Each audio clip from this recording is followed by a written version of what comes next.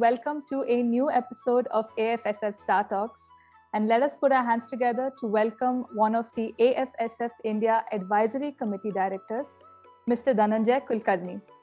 Mr. DHANANJAY is the Deputy Commissioner of Police working with the Maharashtra Police and has also worked with the United Nations Peacekeeping Mission in Haiti for the year 2017. He has been awarded the Director General's insignia for commendable service during tenure of service in 2014 by the Director General of Police, Maharashtra State. He was also awarded with Special Service Medal for working in Maoist affected areas for 2 years. He's also been awarded with the UN's Peacekeeping Medal and the President's Medal for Meritorious Service in 2020. He has also participated and contributed in various national and international seminars and police science congresses on various police subjects with a view to introduce good practicing of policing. Yeah, good morning, Sunaina, and good morning, all viewers. Thank you very much for this invite. And I would like to introduce myself. Thank you for this introduction. Nowadays, I'm working for International Police Organization, and I'm based in Singapore. And since 2 years, I'm working with that organization. And nowadays I'm in India for holiday.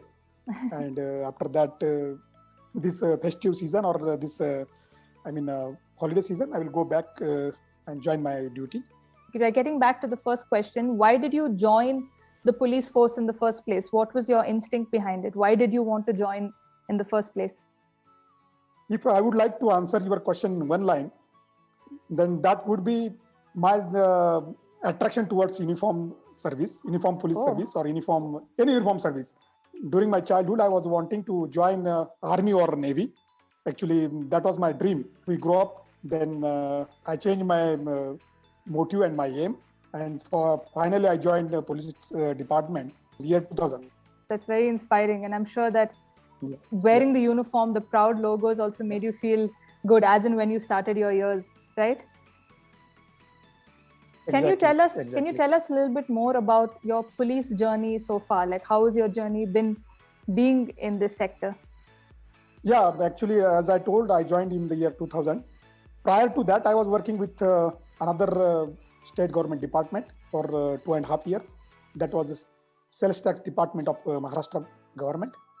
After joining police department, I started my career in Naxal affected area, that is Gadcholi of Maharashtra. And that was really challenging. After that, I worked in various places of Maharashtra, like Jalgaon, Pune, then Nagpur. Lovely. And since 2011, I was working in Mumbai Police, and I was working for 11 years in Mumbai Police. And during that tenure, I worked there in different capacities. I was working as a zonal deputy commissioner. After that, I was head of crime branch. And during that period only, I was acting as a police spokesperson for Mumbai Police for 2.5 years. And that was really, beneficial for my career as well. Lovely, lovely. And I'm sure during your career, being in the police department, fitness is something which is very important to you, right? Exactly. And when it comes to something like running, I've heard that running is something very important to you. When did you start running marathons? Like, was there any instant that made you want to start running?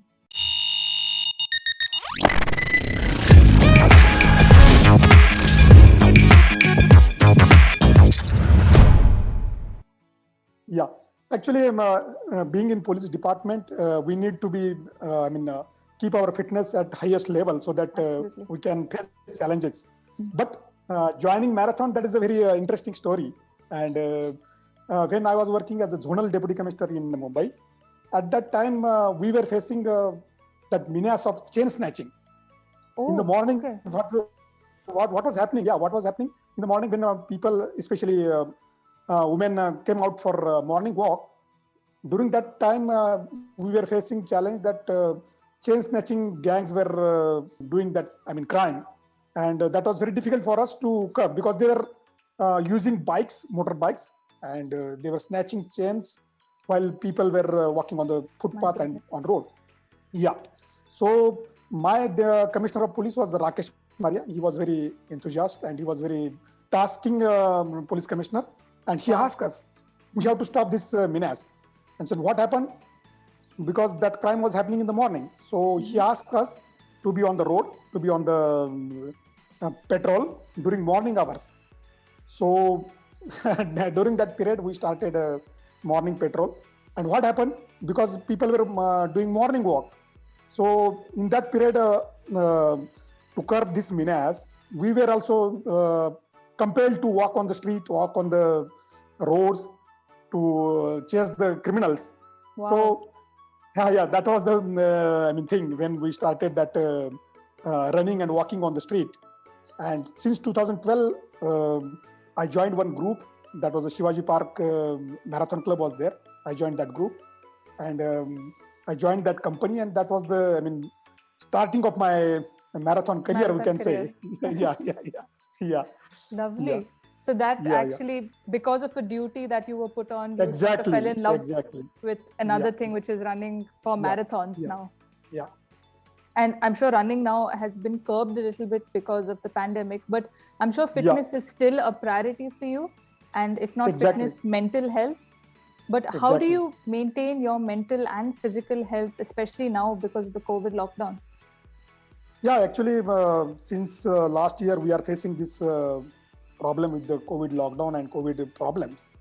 Especially last year, what happened during initial period, we were not being able to move on the street, and we were forced to stay inside. And during that period, keeping your physical health and mental health, that was the real challenge. So what I started practicing yoga. I started practicing Surya Namaskaras. I think Surya Namaskara is the complete exercise for everyone. We should practice that. Yeah. So after that, every day I started Surya Namaskaras.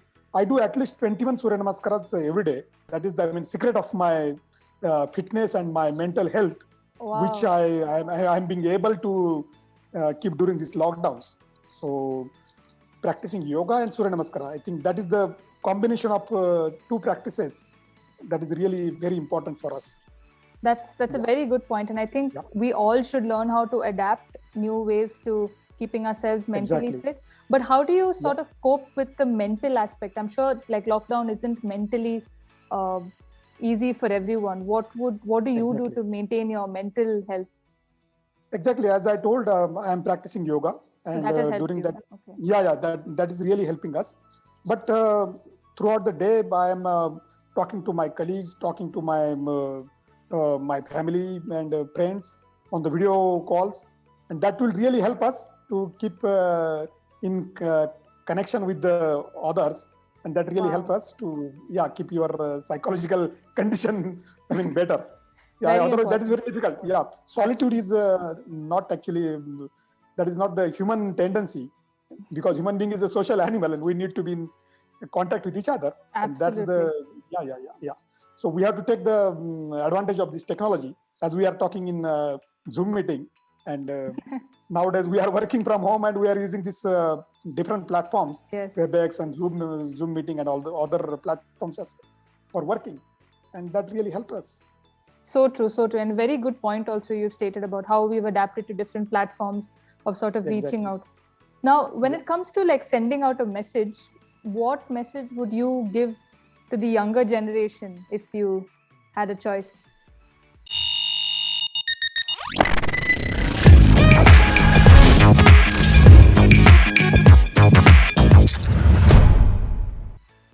Yeah, actually, as we are seeing this pandemic as a challenging period for everybody. And what we are observing that especially young people are falling prey to this COVID disease. And the main reason behind this, that immunity level. And immunity level will not develop naturally. That requires to develop through our practices, through our exercise, through our diet and other things as well. Mental health is also very important to build your immunity. So for that purpose, you need to follow your daily exercises, your running, your yoga and other exercises as well, so that you can maintain your immunity. You can build up your immunity and you can fight corona easily. Actually, I would like to mention my example as well. last year in December, I also got infected with the COVID. Oh my God. But yeah, but due to my this practicing of yoga, practicing of health exercises, I was not having any symptoms. I was asymptomatic. Oh. And I managed it my home only. I mean, home isolation that was, I mean, I could win over that COVID. Lovely. So, yeah, so that is my message to youngsters, that one should practice yoga. One should practice, gymming and running as well, for keeping your immunity at higher level, so that you can fight such type of pandemics and diseases and disorders. Lovely. I think that's very important. We as a generation need to prioritize fitness and health, like you rightly said, and then we can sort of defeat anything that comes towards us. So very, very good point. Yeah. So you are one of our advisory board members, and we would like to know, or we would want to share your thoughts on the AFSF Salute India movement and why everyone should join it. I think since 3 years I am associated with this movement, and as we are facing this very challenging time due to pandemic, and we need to overcome this type of challenge, and for that purpose we need to cheer up each other, and to face we have to face the situation bravely and stand by each other, so that no one feels that he or she is alone in it. And we all need to encourage each other, and frontline heroes, especially like us, police department and other health workers and other agencies, those are working for the community, and we need to cheer them up. And AFSF Salute India movement is a heartfelt salute from all the Indians across the globe. This event is a shout out to all those who have lost their loved ones. We stand by you. We are one. No matter what caste or religion we are, that we will win, and we will not lose hope to come back strong once again and face life. Get up and get going again, no matter what it is. I am proud to be associated with AFSF India since last 3 years, and I take this responsibility as advisory board member. With Salute India movement, we encourage and salute the frontline warriors, just like doctors, police, Indian Defence Forces, who are always there to protect community. So AFSF has been a catalyst in encouraging sports and fitness through their initiatives and events across India since 2016. So I really encourage all the colleagues, those are really associated with this movement. So I appeal all the participants to join us to salute our real heroes on this Independence Day. Being a registered NGO, that entire funds are used for social initiatives only. All of us should join the movement to encourage each other to stand strong against this situation, so that we can overcome this difficult time very bravely. Thank you. Thank you very much. Lovely. Lovely, lovely, sir. I mean, I think everyone will be moved by that, because it's something that we all should feel inside, and we all should come out and actually, like you rightly said, we should all support our frontline workers at the border, at hospitals, fighting for us to have a more peaceful tomorrow. So very well said. And we hope you will also be there cheering everyone on and heading it with everyone, the entire team. Exactly. Yeah. So I'm sure you're also very excited about it, right? Definitely.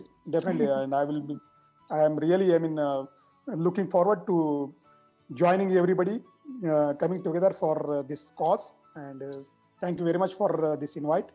Thank you very much. And will you be running, riding, or walking? I will be running, because every day definitely I will be running, and definitely I will be joining on 15th of August this year. And let's salute to these heroes of community, for the community protection purpose. Definitely. And I think it's a very touching note to end our short and crisp interview as well. But we were so pleased to have you at the AFSF Star Talks, and how you've shared your inspiring journey, and how you've motivated others as well to stay fit mentally and physically. So thank you so much, sir. It's been a pleasure to have you as our guest. And do you have any last words that you would like to share with us or send a message out to everyone, not just the younger My generation? last message that is whoever watching this interview, they should join this initiative. That is really a required step for everybody. That is a required step for each of us, and not only for the frontline workers, but for every member of this community should come forward to this initiative, and they should join us. Thank you. Thank you very much. Absolutely, Doc. And very well said. And we thank you for it once again. We shall see you soon. Thank you.